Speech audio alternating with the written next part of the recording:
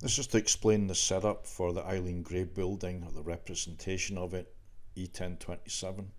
It's in the south of France. With the MEP switched on, the interface will let you also look at a weather station. So the weather data. So if I click on location, you can see where I located the data set. Roquebrune, Cape Martin, and it gives us the latitude and longitude. But because we've got the MEP product also switched on, apart from it making our interface a little larger, it'll also show us the weather data.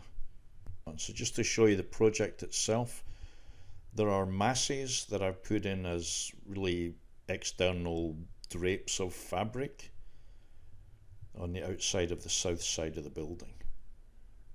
And if you were to isolate them, you'd see they're just modeled in the Revit project. So these could be on or they could be off as masses. The other thing in here is we're interested in this part of the building where there's the exterior balcony with the kind of a pipe framework with the massing objects on it. There are multiple views in here to kind of explain that setup.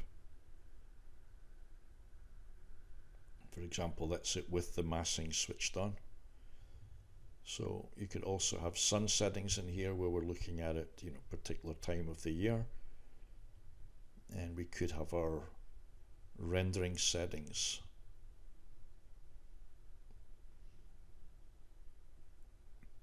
And VG and masses switched on. So that's really us controlling everything that we need in the model for doing any studies.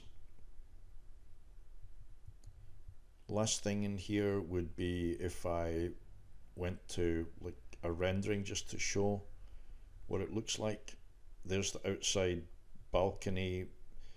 Maybe it's the winter and the cloth has been removed. Oh, there it's in the summer with the fabric cover.